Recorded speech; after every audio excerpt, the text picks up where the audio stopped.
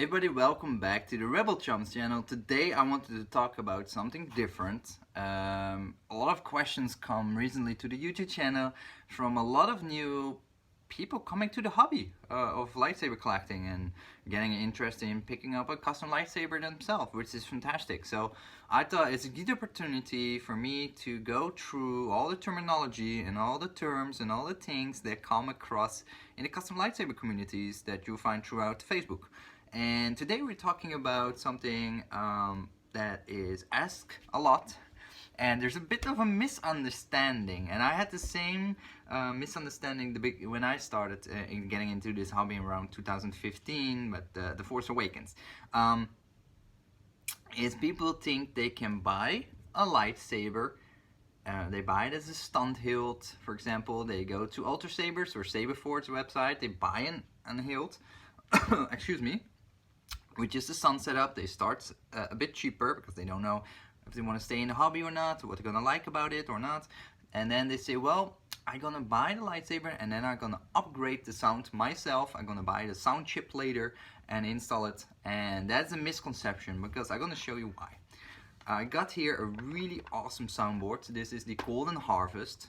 And it's actually a soundboard that I will be reviewing very soon. But inside I show you what is the actual soundboard. And that's this little thing. This little chip here is the soundboard. Now that is not something you just stick into your lightsaber and use it. Because you need a whole bunch of other components to actually make this whole thing work.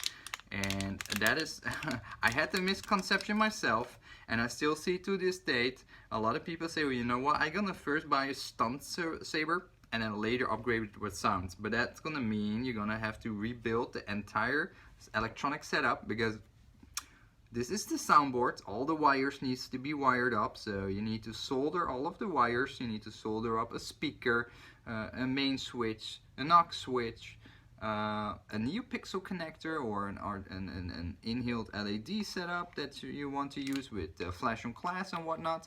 So it's not something you just get out of the box and just stick into your lightsaber and start using it. That's not how it works. This actually does require a bit of a skill to install properly as well. So it's not rocket science, but it definitely requires skills and knowledge to actually install a soundboard in a proper way. So whenever you're doing it for the first time, unless you're really keen on getting into installing electronics yourself, and you want to keep doing that, because if you just do one hilt, I don't think you're gonna make a lot of progress in becoming a good installer and have a really nice clean installation, etc. Then go to one of the installers that are on the Facebook groups and approach them and ask them for a commission. Now I recommend a couple of them, which I can leave comments for, because there's a bunch of them. They're untrustworthy. They have scammed people in the past, or they are potential scammers, because there's a lot of money to be made in the custom lightsaber community. So be aware of that. But yeah, you also be aware you can't just stick a soundboard into a lightsaber. That is one thing that hopefully I brought across. When you buy your first lightsaber and you just want to have a complete set, get that extra bit of money, put it to the side, wait a couple of weeks longer, wait a month longer, 2 months longer, till you have the funds, and buy the lightsaber then, or do a commission with one of the saber installers.